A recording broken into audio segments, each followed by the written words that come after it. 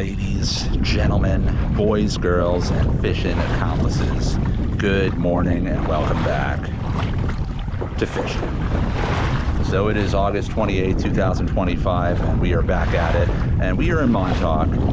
Today I was really 50-50 on what I wanted to do. I was thinking about maybe fishing Montauk again or trying somewhere else, and I landed on Montauk only because the winds look like they're going to kick up later, and I don't want to drive far only to come back. And it's not every day that I'm, you know, just a mile or so away from where I want to fish, so I figured I'd take full advantage of this today. But I think tomorrow I'm definitely going to fish somewhere else if it comes down to it. But regardless, right now the winds are pretty light, though that's going to change in the next few hours. So I think what I'm going to do to start is fish out in some really deep stuff that I haven't really explored much, see what we can do out there, and then afterwards start to make our way inshore and try and, you know, put together whatever kind of bite we can along structure. But I'm hoping to get into some good fluke and sea bass. That's what I got planned for today, and there's nothing else I have to say except let's get some fishing accomplished. Okay, we're heading to some deep structure that I haven't really done a lot of fishing on. I think I've checked it out like once or twice, but never really gave it a lot of attention. And we got calm morning, and I don't want to just do the exact same thing I did yesterday, so let's go check this deep stuff out. It's moments like this that you really just got to take it in and enjoy, you know, life. I mean, open water, Montauk Point Lighthouse to our right, Gardiner's Island, Amagansett, Rhode Island, Connecticut, New London. Yeah, it's really something to be out here. I really enjoy it. So yeah, I was thinking about going somewhere else, but I'm happy, you know, pausing and just like trying to be more thorough with some of the spots I've fished, because there's so much real estate to check out. So let's see what we can do out here. We're coming up on the first spot. It's a bit more of a hike than I thought, but good thing we have this motor to do a lot of the work now, because this would be quite a bit of pedaling. And as you can see, I'm going over 3 knots and not really exerting any energy with my legs. I will use my legs, but I use my legs for my micro adjustments during my drift. So some people have commented, why don't you just get the pedals and just screw these pedals? The way I fish, I love having these pedals to just manually adjust how I'm moving through the water. So I don't ever want to get rid of these. Those pedals I'm sure are great, and maybe I'll consider it, but as you can see, I got a lot of stuff on the ground here, so I don't really want to clutter this area any more than I have to. But enough of that, let's get on some fish. I think we're going to start things off fishing with some swim baits, and the first one I'm going to work with is this Fishaholic finback shad. They had a good sale of these on jnh.com. They may even still have it. You might want to check it out, but they were on extreme discount. And we're just going to top this off with some Procurement Hayden. Once we get to this spot, hopefully we will get right into them. Okay, rolling up on the first area I want to check out, and hopefully I got the drift thing right, otherwise we're going to have to turn around and reposition. But we have incoming, we should, and I think it should be moving this way, though it looks like we're actually moving in the opposite direction. I mean, we're way out, so current's here. I think we're doing it right.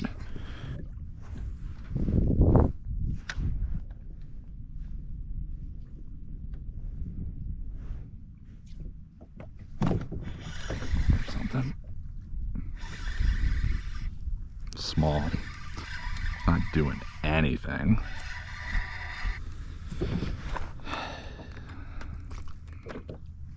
There were stripers around. Use this guy for bait.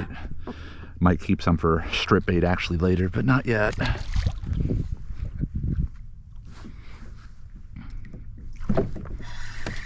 That feels like a sea bass, not a sea robin. Okay, wasn't even marking rocks, but I guess these guys around here will just spread out wherever. And there are some rocks nearby, so there could be some good fish on them, we hope.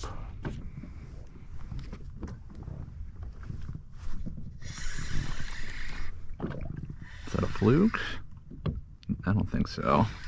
It's small. That's sea bass. All right. Wasn't really doing much.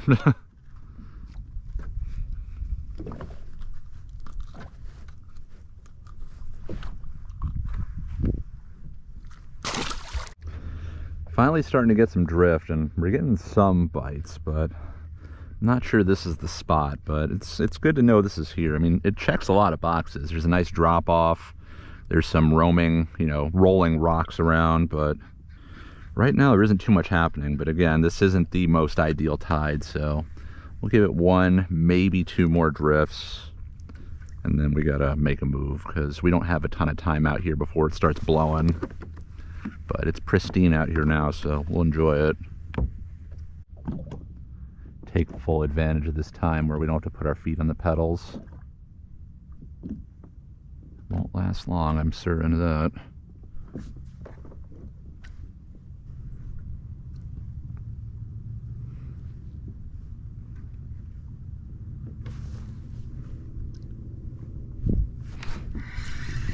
That's something better. I think it feels like a fluke. Not a good one, but it's a fluke nonetheless. Might not be a fluke, actually. Now it's feeling like a sea bass. Well, fluke.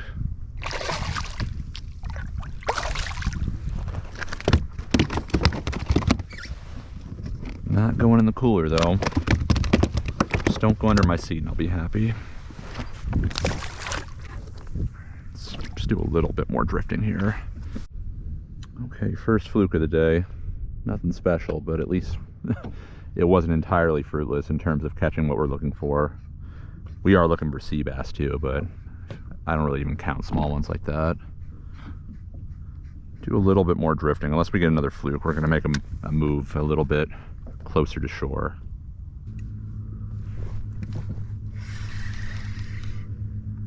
That's a fluke. We'll do one more drift here. See Robin. Nope. Let's get out of here. Okay, new spot. Spot I think is going to fish a little better than the last one. A, because we have better tide, and B, this just looks like a more lively bottom. I fished this spot once. It wasn't the greatest day, so I'm hoping this will give us a better representation of what the spot is capable of.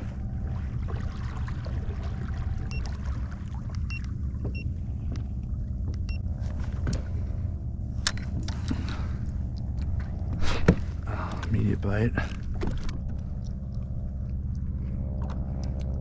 Ooh, that's a better fish. That's a good fish. It's a good fluke.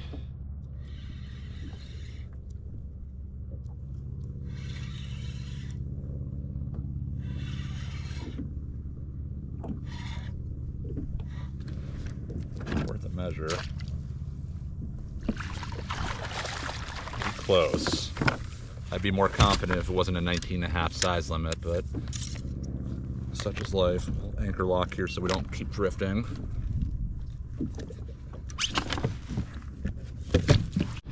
Alright, certainly not a giant, but he might make 19.5. Let's see.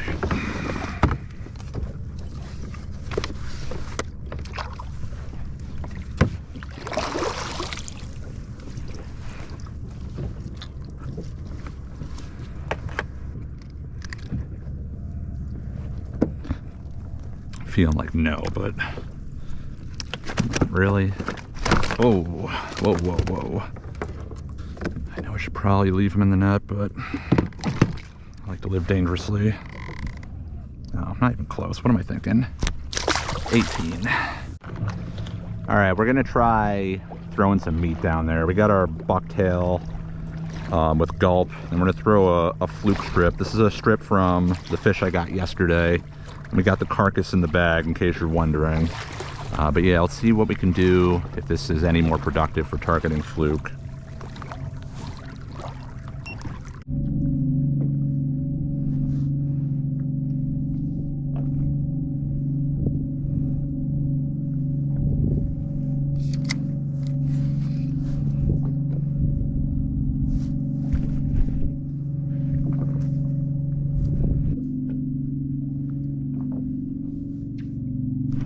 There's a fluke. those strips. I don't think he'll measure, but he's the right fish.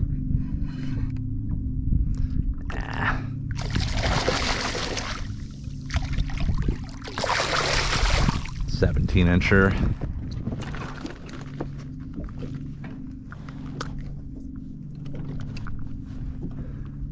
Happy to see you though. All right, let's get right back down.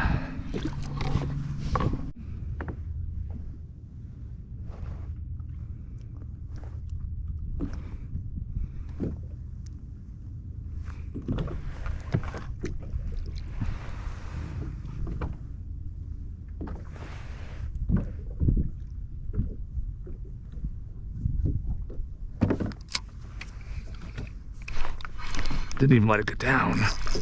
That might be a good sea bass. I can't see that being a fluke. I love me a big sea bass. It's big, whatever it is.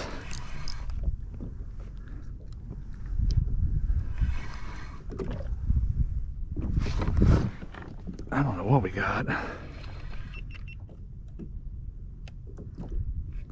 think whatever it is grabbed it on the way down to the bottom. It's not doing anything. Could be a big fluke. I mean, maybe it just hit bottom. Oh my gosh. Oh my gosh. Oh my gosh. Oh my gosh. Oh my gosh. Woo! Oh my gosh. That is what I am talking about. Yeah. You see this? Ah! Oh my gosh. Ah!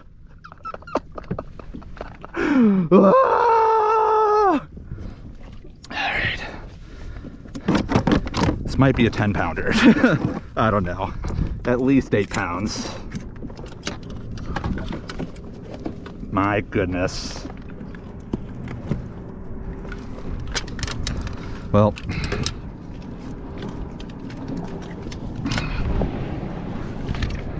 just don't let him freak out. Look at that Goliath mouth.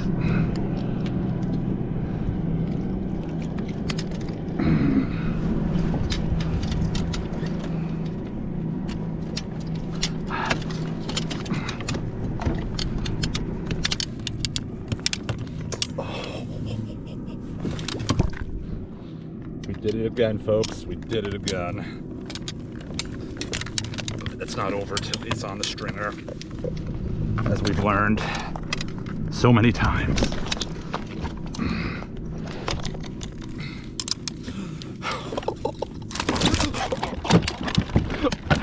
I just almost choked on my gum. Alright. Oh man. Let's not snap our roll rod.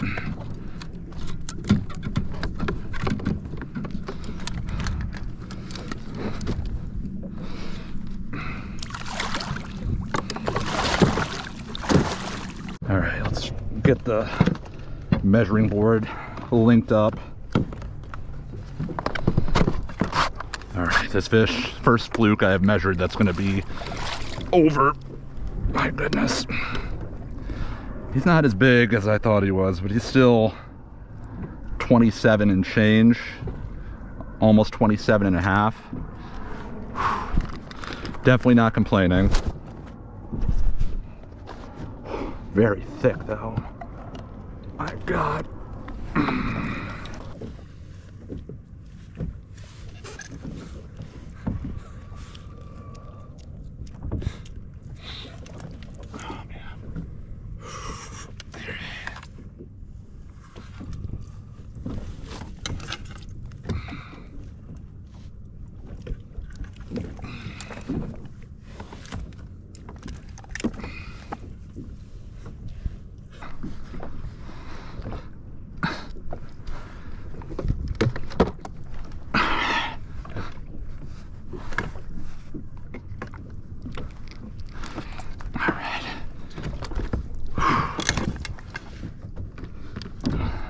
All right, I'm gonna get an unofficial weight on this thing before we bleed him.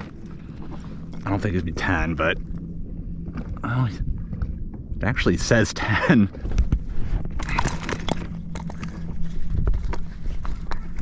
Let's see. I mean, the metal's in his mouth too. Maybe that's it.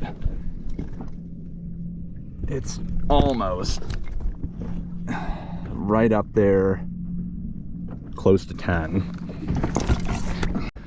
I don't know. I might take this one to get weighed just for the heck of it.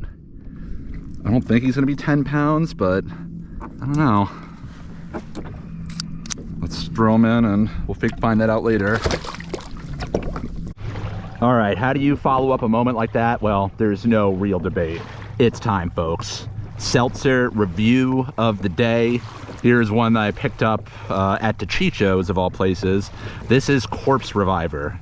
And yes, I was feeling like a corpse after all that fighting in the wind we did yesterday, but today, that fish completely revitalized me. It's an electrolyte beverage and it's prickly pear, a first for this channel and in general.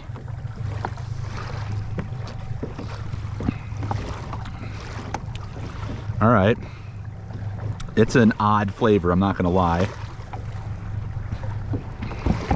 I don't know if I've ever actually eaten a prickly pear, so I can't compare if this actually meets the mark, but it's got like a mild berry flavor to it. There's not a lot of sugar. In fact, there's no sugar. Or actually, yeah, 3 grams of sugar. It's definitely a more prestige can of seltzer, if you will, but it's pleasant enough. The price is a little more steep, but it is a bigger can, so you can't complain with that. I'll give this, since I'm in a really good mood right now, an 8.7. And yeah, I can only hope that this isn't the end of the video. I can't even stress, I was so close to not even fishing here today. I was gonna go somewhere completely different, but thank goodness we didn't. But let's see if we can really step this up. All right, I didn't even get to remotely start that drift, so let's see if we can get a proper one now. That was so wild. That fish was on there the moment I lifted the rod. Like, he must have like come up off the bottom too, because I don't feel like it even hit 50 feet. That's how deep we are right now.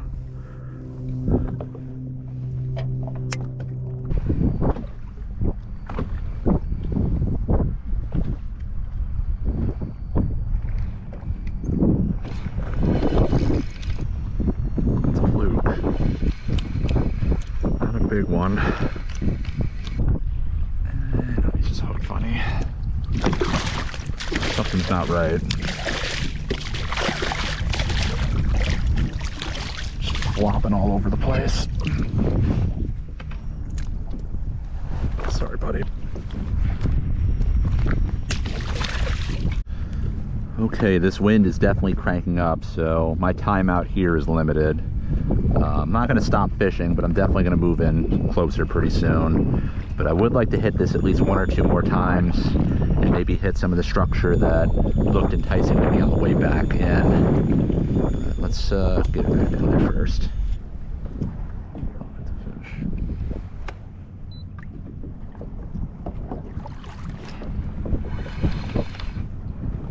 Little one. Now you're fighting. Oh, sea bass. That might be worth a measure. Probably not. Bit like it was going to be a fluke. I don't think he's big enough.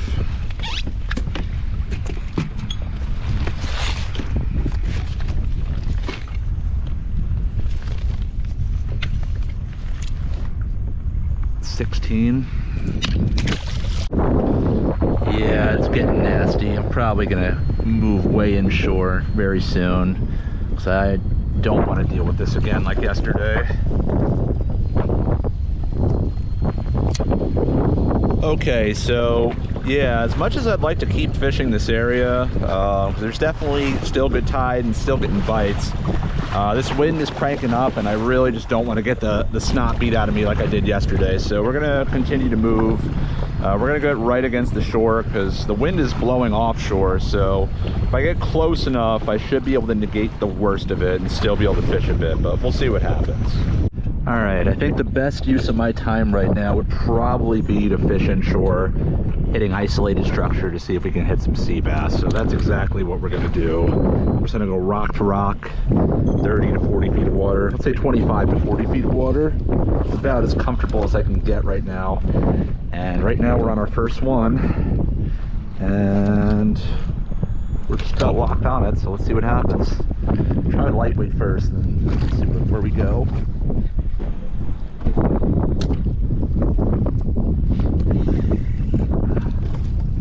A lot of these fish are going to be small, but the hope is we can just pick up 1 or 2 keepers if we hit enough.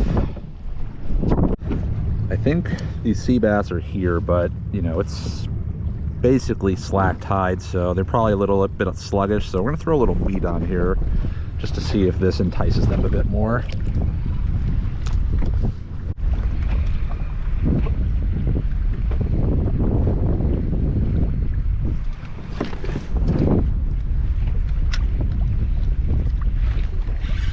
That didn't take long. That's a good one.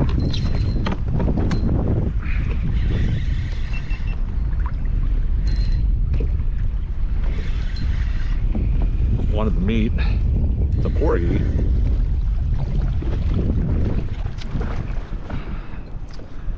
So it felt kind of big. It's fouled.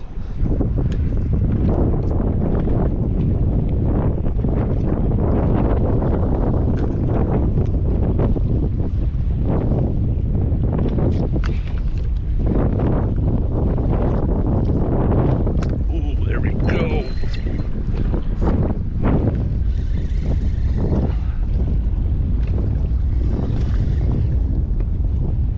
Oh, it's a fluke. What to say. Fishing structure, it makes sense.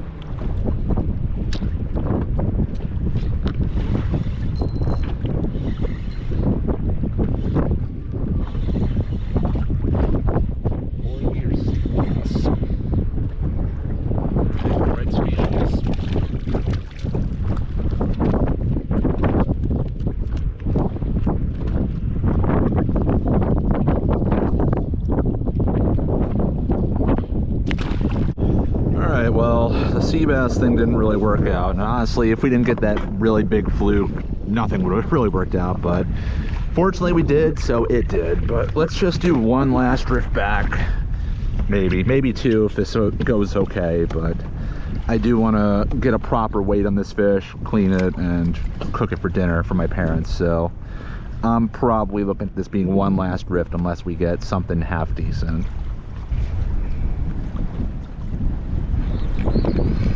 It's a nice fish. It's a good fluke. Yeah, not really. I was just pulling him against the tide.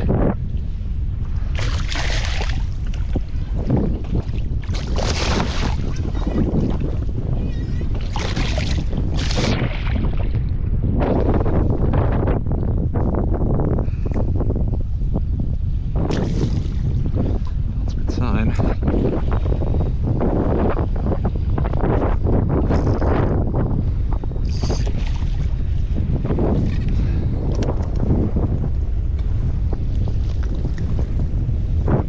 Well, that's gonna have to be it for this session.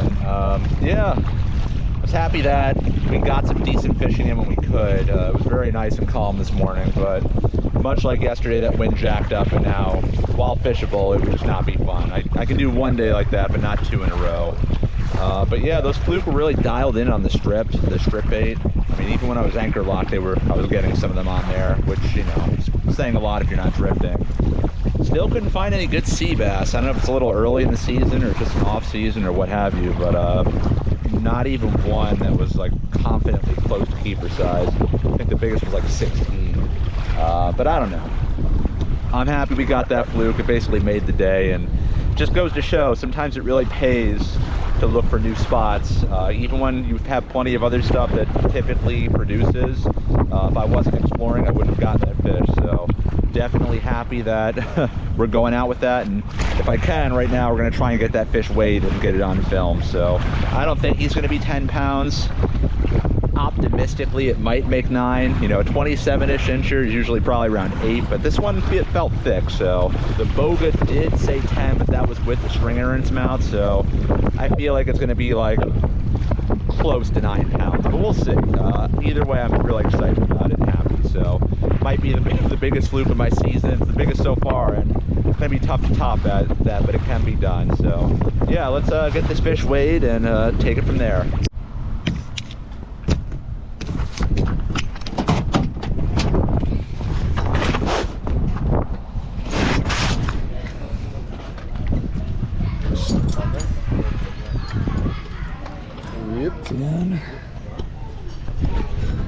No way. Nice. Hell yeah. It's leveling up. Nice, yeah. I knew it was over 8.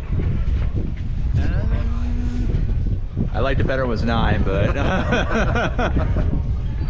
alright. Still a good fish. Yeah, definitely. I'm not upset with it. It's far and away my biggest of the season. I would say it's the second largest we've had here. Yeah.